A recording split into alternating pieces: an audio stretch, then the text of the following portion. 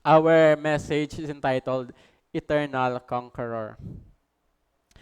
And in the book of Revelation chapter 1, verse 17 to 18, nabutang diri, sa prophecy, actually si John, the beloved, ang nagsulat sang sini nga book, sang may edad na siya, no?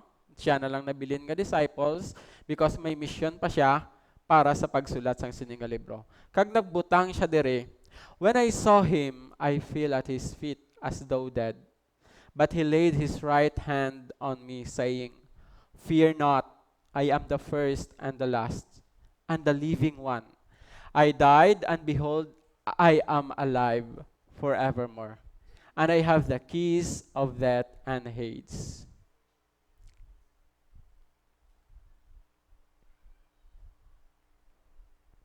Oops. Okay. Sige, let me begin with this question. Who are the world's greatest conquerors? Kaya nga nga theme, Eternal Conquerors. Ang una ko gid nga pagkabati, may gin-describe siya nga conqueror as eternal. So, ko ba do video mabudlayan gid ko sinisang eternal conqueror. But as I'm thinking and I'm praying for the right message that is fit for every one of us, especially for the church, I come up with this title, The Three Enemies That Christ Conquered. Kag kung magamal kita conqueror ng siyempre yung synonym sina ng you overcome, di ba la?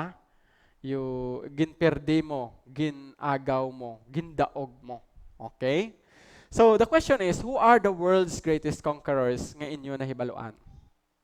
Siling ni Alexander the Great, I see, I came, I conquer.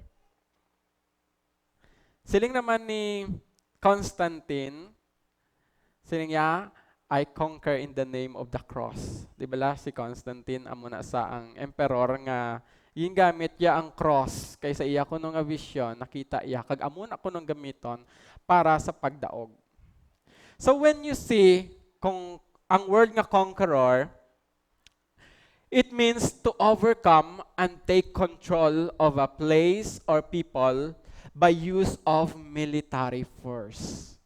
Hindi lang galing nga ginpierde mo, pagkatapos mo ginpierde, gin-occupy mo.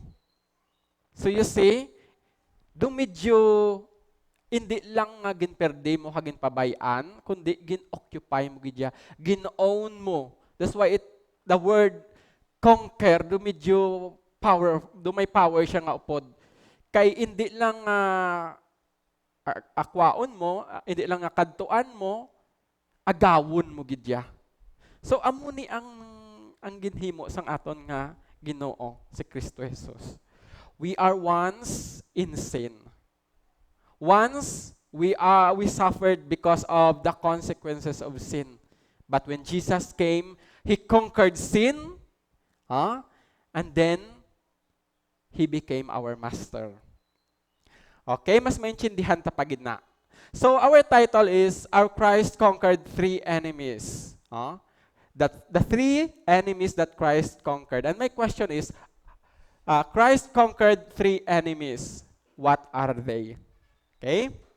So, in Romans chapter 6, verse 12 to 14, basahon ko ni, Let not sin therefore reign in your mortal body, to make you obey its passions. Do not present your members to sin as instruments for unrighteousness, but present yourselves to God as those who have been brought from death to life, and your members to God as instruments for righteousness. The first enemy that Christ or Jesus conquered is an enemy that has the power to enslave men. It has the power to move you to do something that is against the law of God. Okay? That's the first enemy. Diba?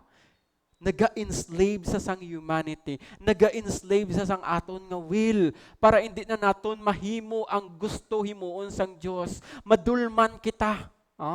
Kag mangid sunod-sunura na lang kita sa iya nga gusto. Because that enemy is working in our flesh. Imagine, Last month, we discussed about that we are dealing with an unseen enemy. Our battle is not carnal, but spiritual.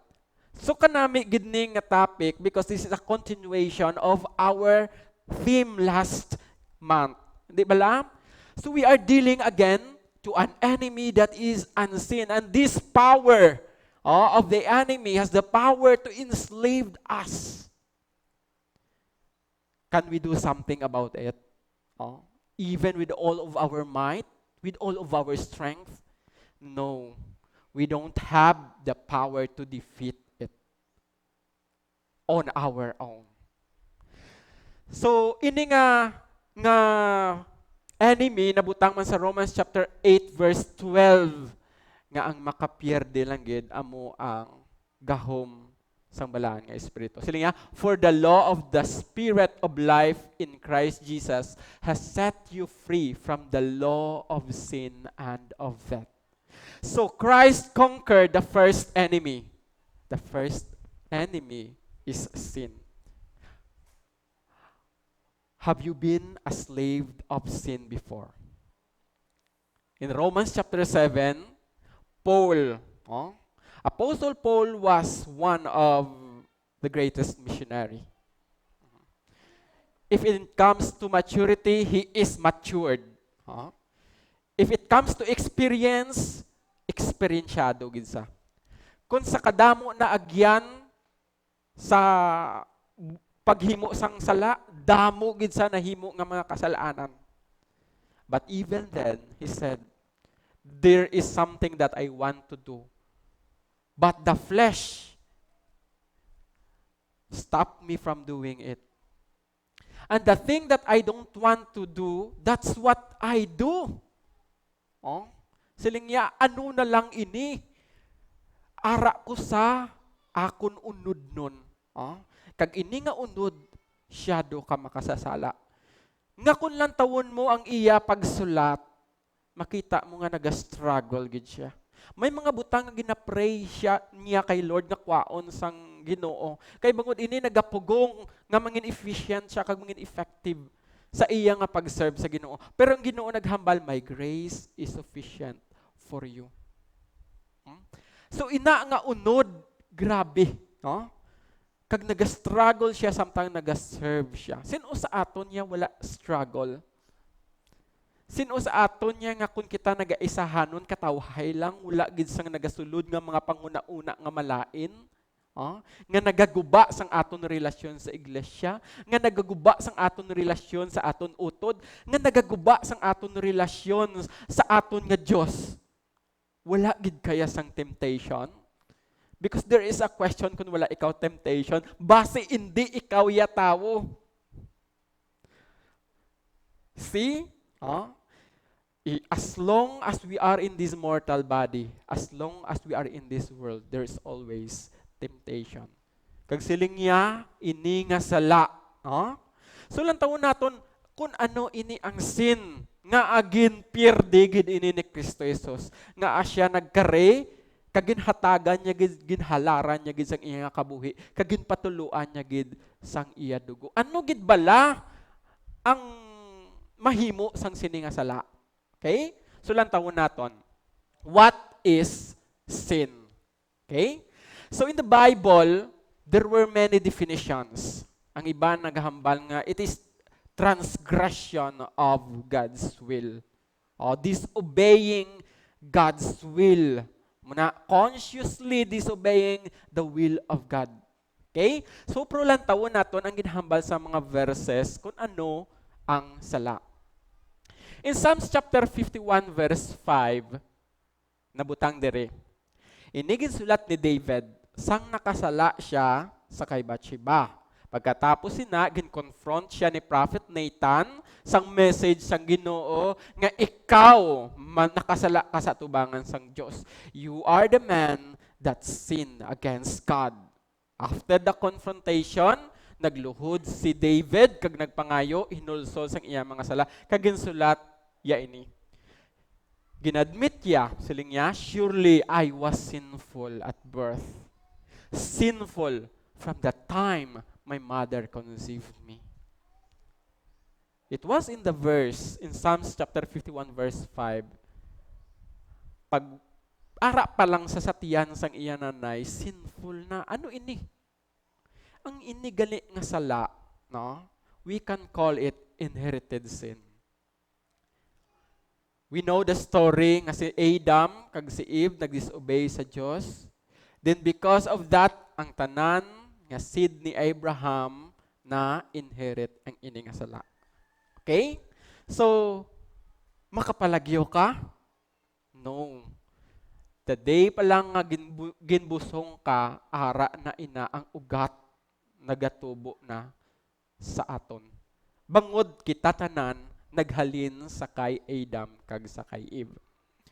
In 2 Corinthians chapter 5 verse 12, okay, si Paul na madaghambal, for our sake, He made Him to be sin, who knew no sin, so that in Him we might become the righteousness of God. Tatlo ni siya ka definition sang sin ang ihatag ko sa inyo. Una, atong inherited sin. Amo na ang aton nga nature nga wala kita naka-intindi kung nga ang may ara kita nature o our old sinful nature nga nagaano sa aton, naga-enslave sa aton nga maghimo sang butang nga hindi makapahamuot sa Dios. Ang ikaduwa, ini ginatawag nila nga imputed sin. Ini nga sin halin sa aton. Pero gin-transfer o ginsaylo sa isa ka person na wala sang sala. Okay? Amo na ang natabo. Imputed sin. Okay?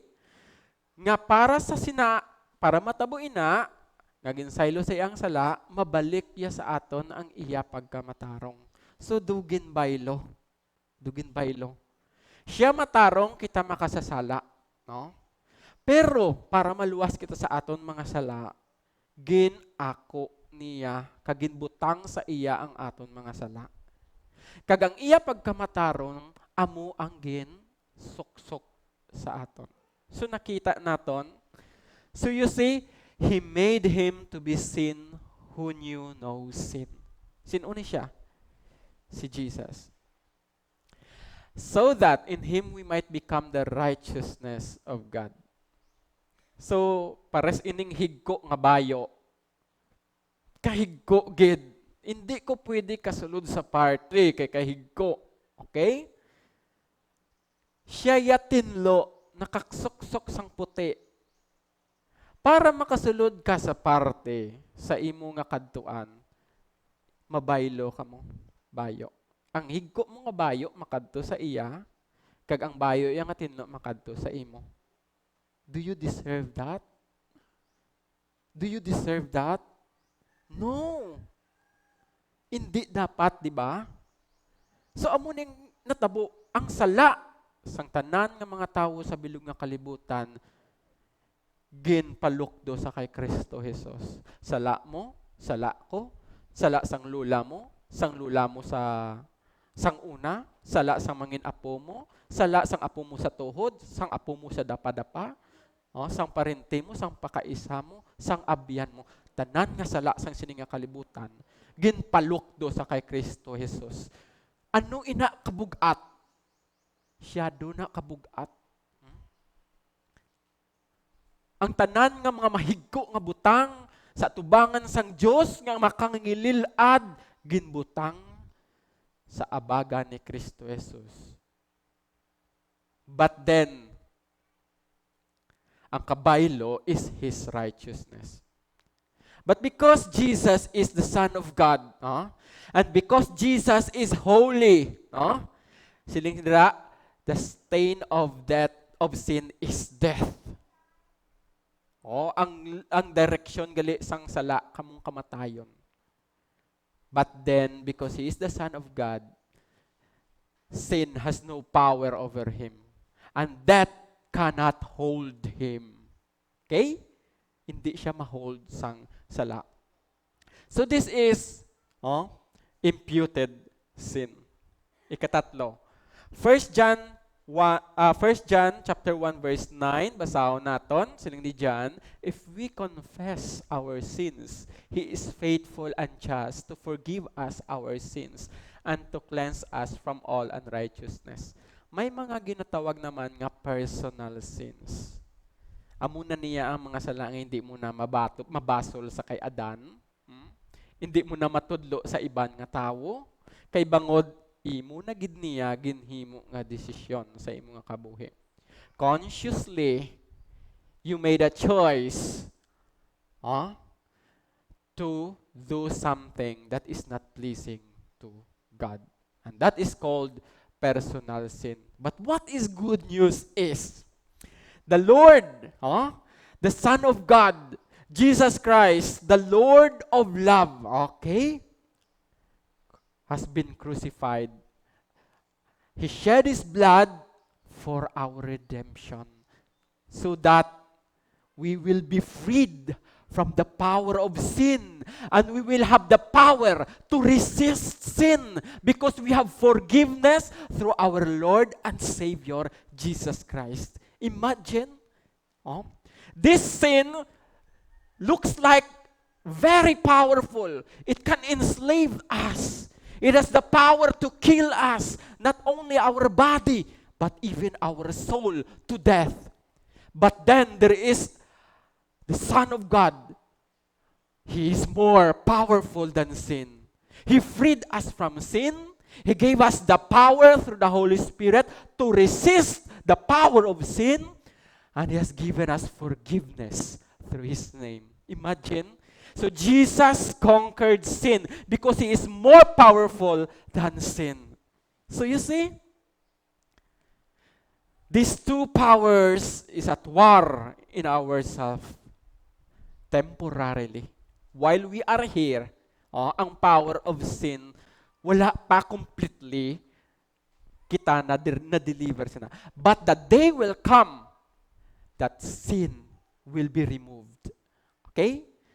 He has no power over our Lord and Savior Jesus Christ. So what is the significance of the fact that Christ conquered sin? Ano karon?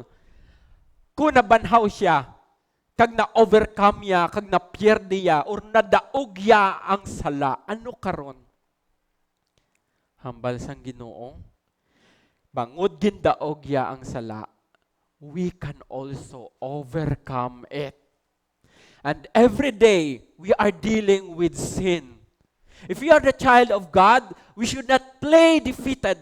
Every time we encountered sin, every time we think of hatred, of violence, of lust, we can say, I am in the Lord Jesus Christ. He has given me power to the power of the Holy Spirit to overcome this. I claim it in the name of Jesus. So you see, hindi kita defeated. Siling niya, I have overcome the world.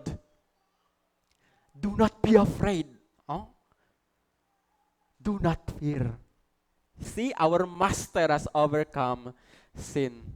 So every day we are tempted to commit something that is not pleasing to God, that is a violation against His will, or something that transgressed His will, that is not godly.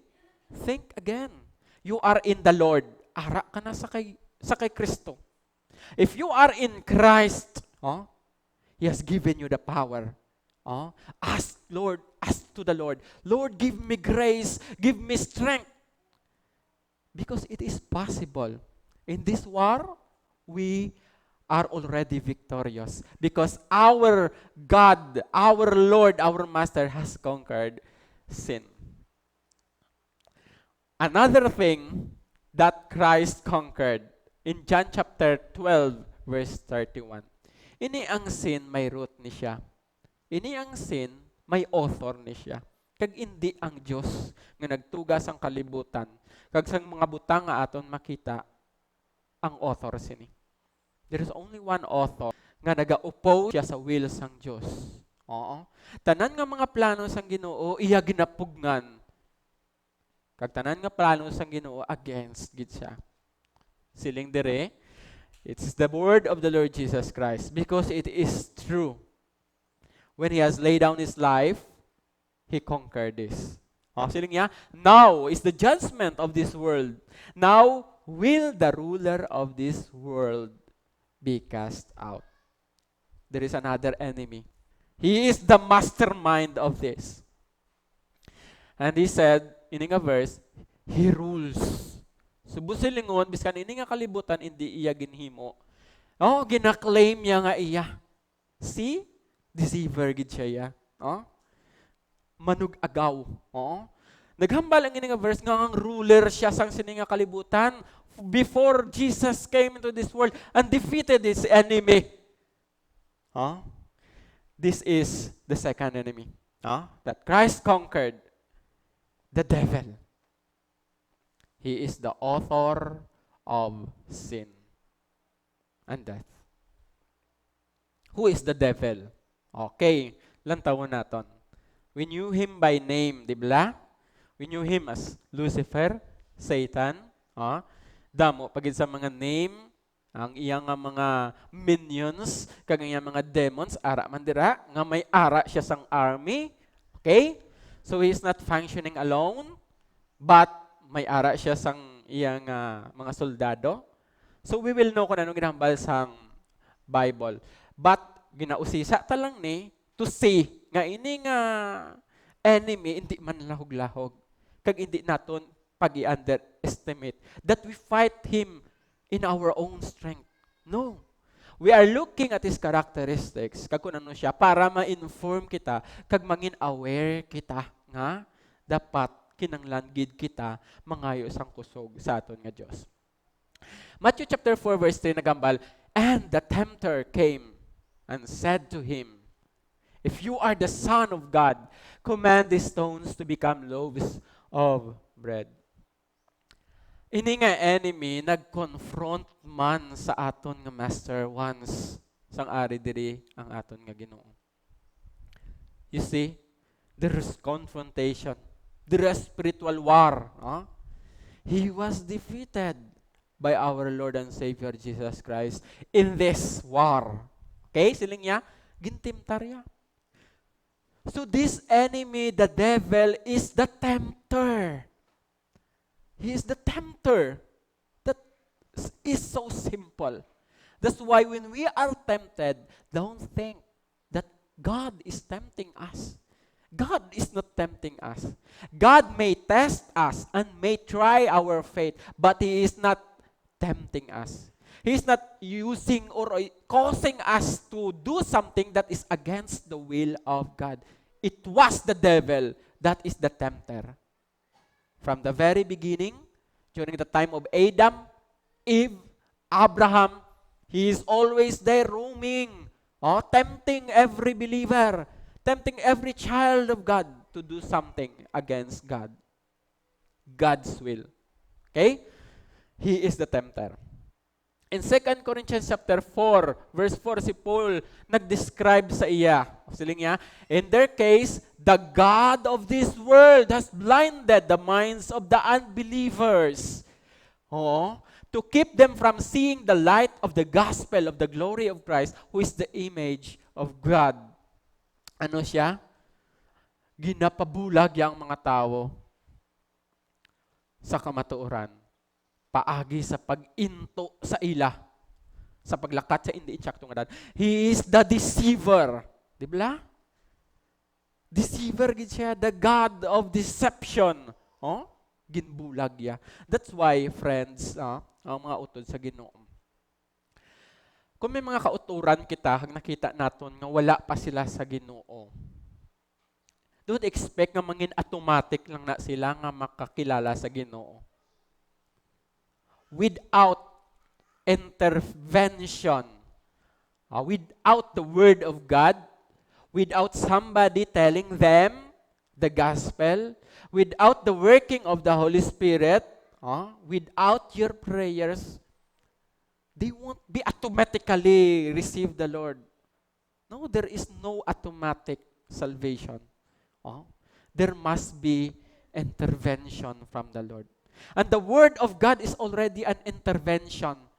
What Christ has done on the cross is already an intervention. That's why we need to preach the gospel to them. Kinanglan gidya isugid naton. May mga Kristohanon nga bay ilang da sila. May mga Kristohanon nga may attitude nga I don't care. Ako masimba ko, kag siguraduhan kung akong pagtuo, wala ko labot sa ila. Bahala na da sila.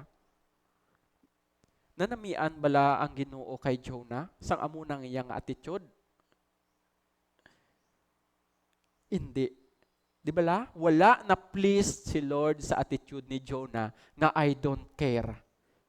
Nga ginasugo siya na lagyo saya kay hindi siya gusto magwali.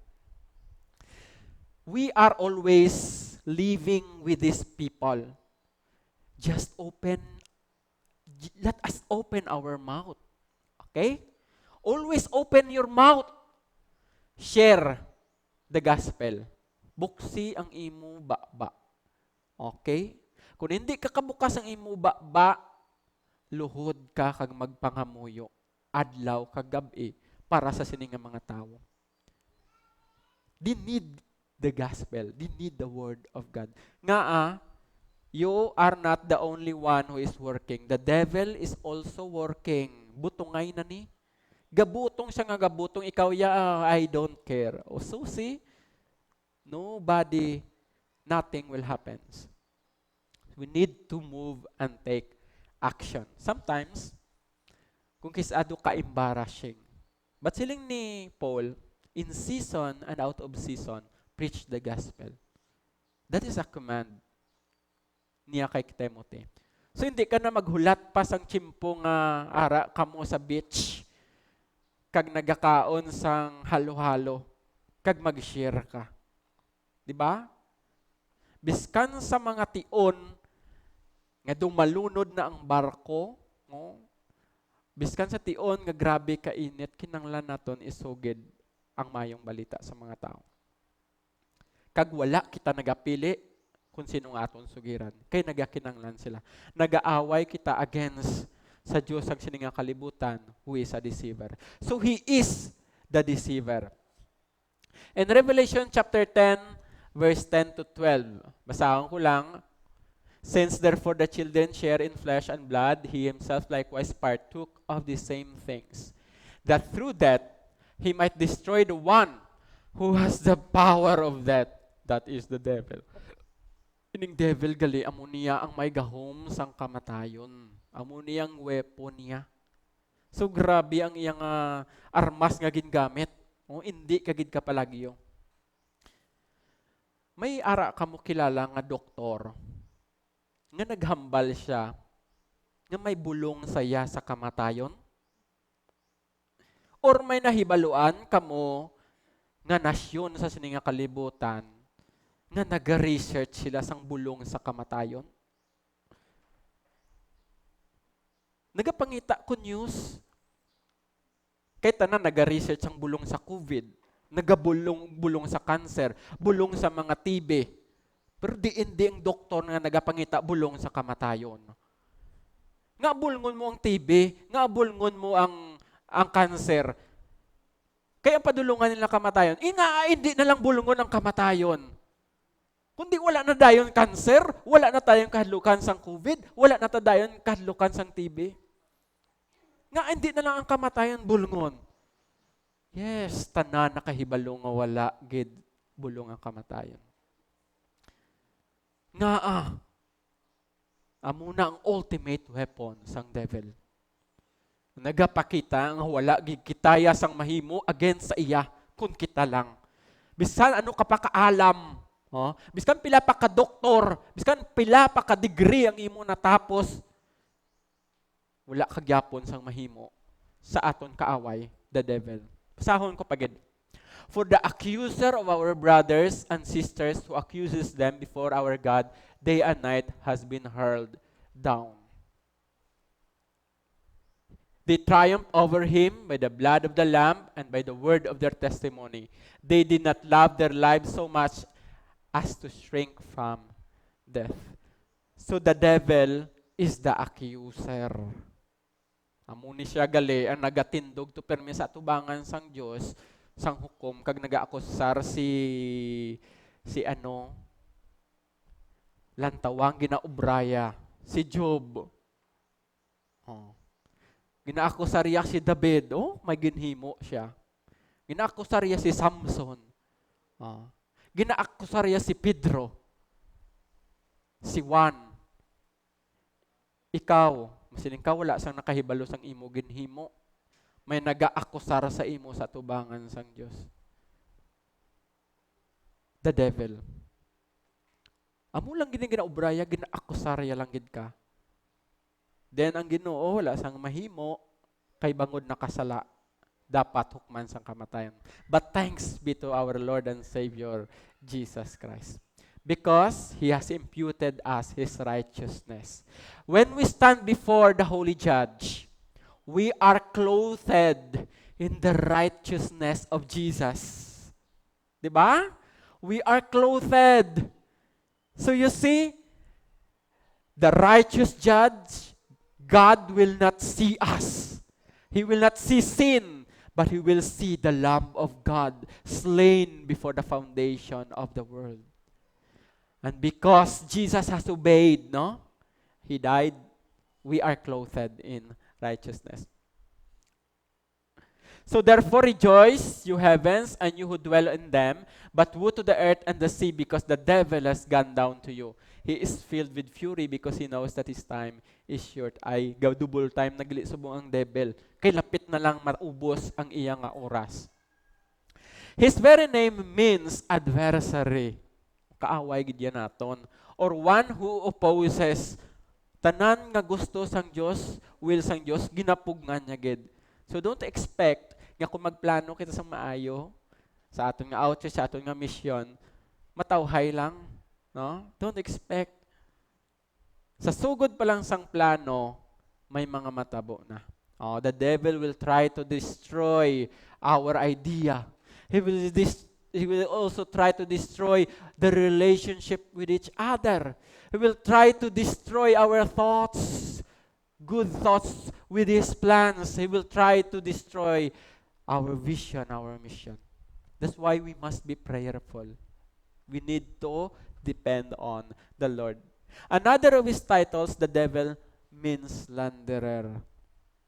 Kadamo sang sa damo sang tanan nga mga tanan gidya, deceiver, accuser, adversary, slanderer. So what is the significance of the fact that Christ conquered the devil? Anong kamatuoran? Buthilingon, may gahom man kita. Gintagaan kita sang gahom, pag isang malaan nga espiritu, kag otoridad para pierdihon ang tanan nga work sang devil. Wala na siya sang gahom sa aton. We have the authority because Christ conquered the devil. He conquered the devil through the word of God. He conquered the devil through his blood. He conquered the devil because he has this weapon, love. Isa sa mga importante nga butang, kung ang weapon sang devil, sin, death, ang weapon sang aton Ginoo is unconditional love. He did all these things in the name of unconditional love. Gugma ang nagmotivate sa iya para himuon. Another enemy that Christ conquered, makita natin sa John chapter 11, 32 to 35. Now, when Mary came to where Jesus was and saw him, she fell at his feet, saying to him, Lord, if you had been here, my brother would not have died. When Jesus saw her weeping, and the Jews who had come with her also weeping, he was deeply moved in his spirit and greatly troubled. And he said, Where have you laid him? They said to him, Lord, come and see. Jesus wept. The shortest verse in the Bible is Jesus wept. Nagibi na kamo sa inigugma mo nga napatay. Nagligad ang mama ni nang Leia na gadto kami dito na patay. So, ginlubong na kagapon. Sino sa inyo yung wala nagabatsyag sang kasubo? Bisan si Mary kag si Martha, grabe ang ila hilibion. Kag bisan pa si Kristo Jesus, nagapakita sang iyang humanity, naghibi man. Oh. So, hindi gidya nami, no? Nga may madulaan ka sang imo hinigugma. Apang kung kita Kristiyano, may ara kita panghuna-una nga nabato naton ini. Kaya nakahibalo kita nga ang Ginoo nagpromisa sang kabuhi nga wala sang katapusan. Kag magyakit anay man kita gihapon. So, the last enemy that Christ conquered is death. Ang kamatayon gidya.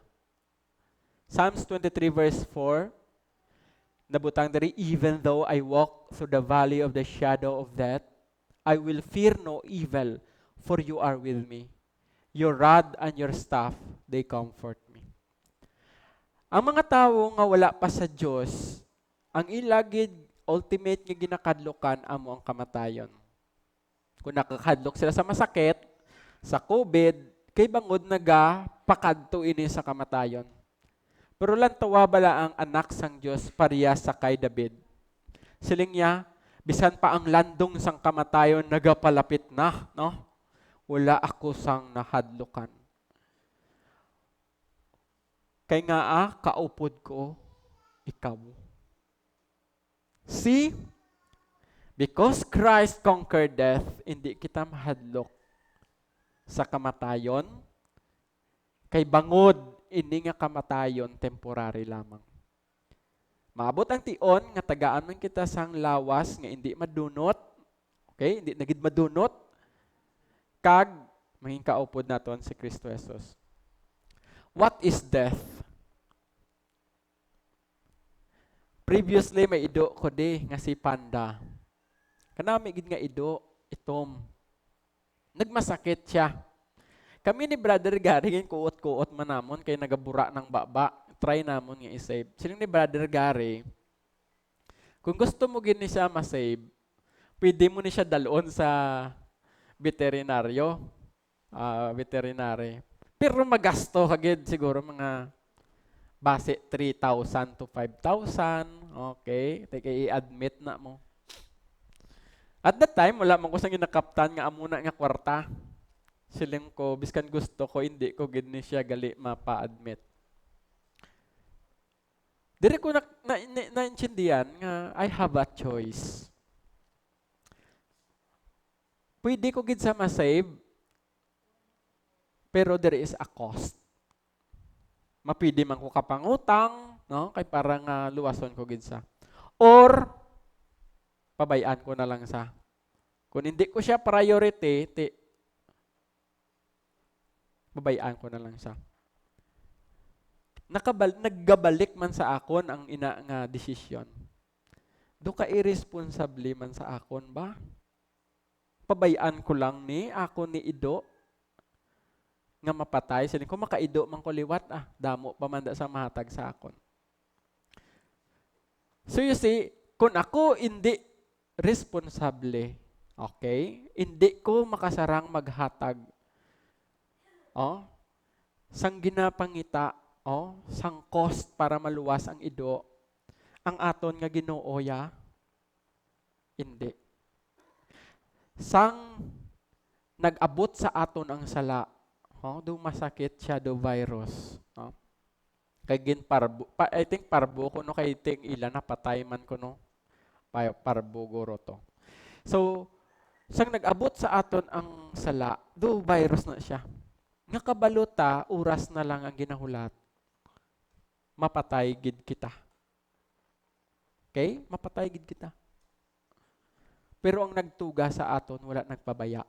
Wala sa nagambal nga, matuga lang ko liwat another person.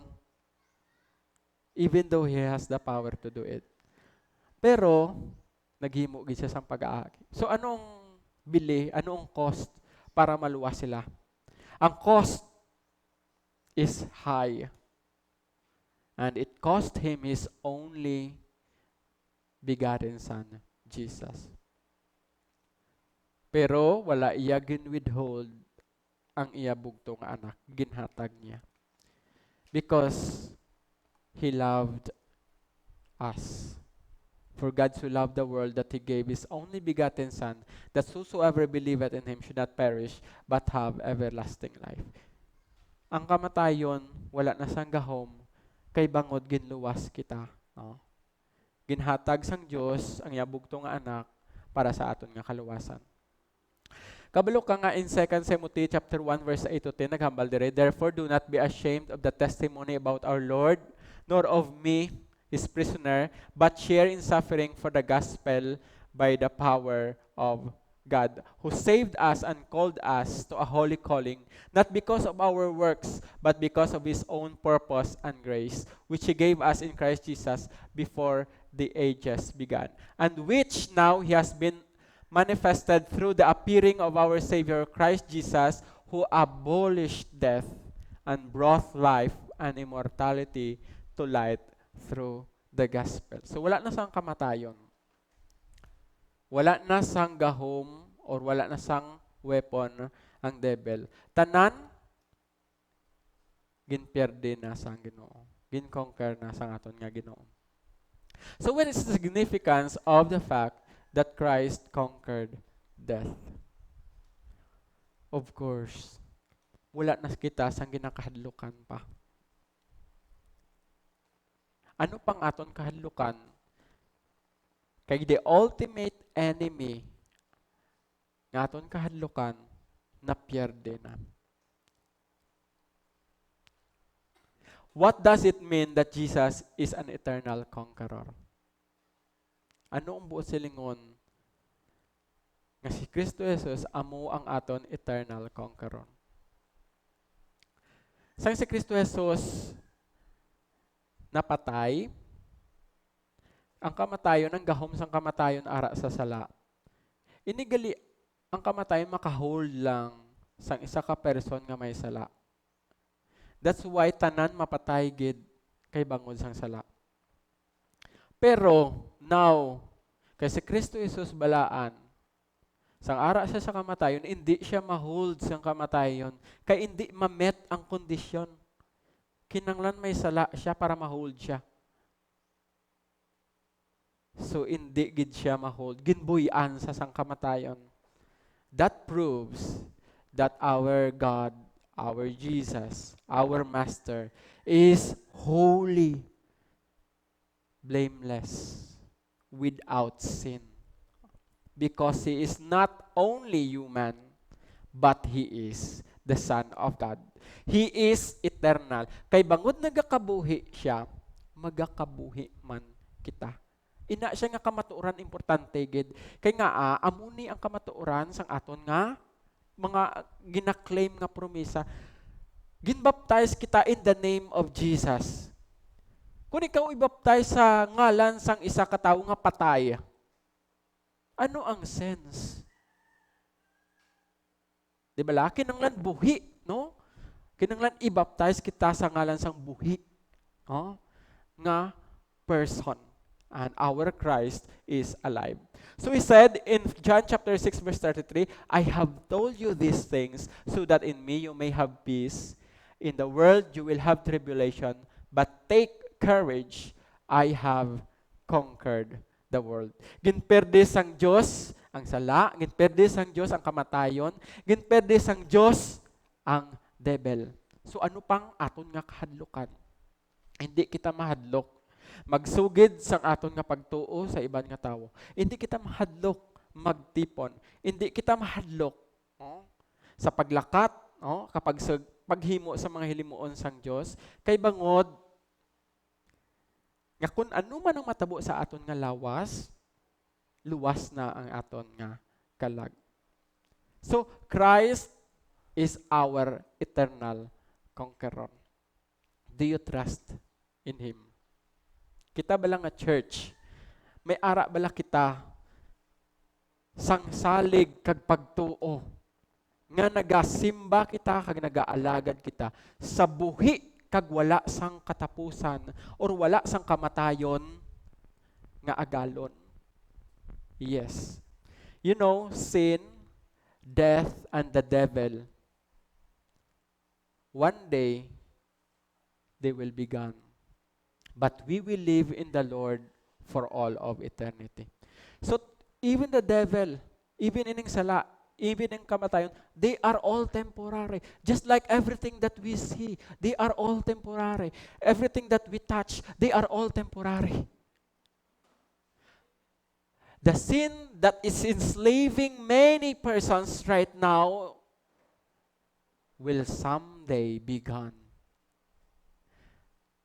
The one thing that people around us are afraid of, death, someday it will be gone. Yes, no matter how long, they are temporary. So don't serve temporary. Don't be enslaved by temporary things. Serve the one that is eternal. Because if he has conquered death, he has conquered sin, he has conquered the devil, anything that may come in the world to come, he is able to conquer. And he has given us that power through the Holy Spirit who will remain in us, who dwells in us forever. This Holy Spirit is our seal, is our assurance, is our guarantee that we will be with the Lord forever. He is our helper, He is our guide, because we will live forever in the world to come. So you see, this is the greatest thing that happened to us.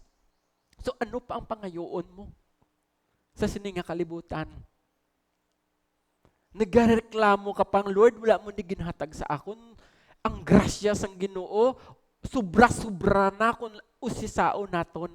Sobra-sobra na nga ang mga ginapangayo naton subong, wala ini sang value compared sa grasya nga nabato naton, mangud-ara na kita kay Kristo Jesus. Don't complain. Always be thankful. Anything that God has given to us, we will just happily receive it. Hindi bala? That is the secret of satisfaction. Because Christ is enough. And in the world to come, He will always be enough. We will be joyful. We live a peaceful life. We will be happy. Are you facing hardship? Are you struggling? Are you waiting for an answered prayer? Remember, we have been given everything in the Lord. If we are suffering, if we are waiting, if we are struggling, those things are only temporal. See? Temporary lang. Tala, may katapusan gid ina. So rejoice that we are in the Lord. Let's bow down our heads.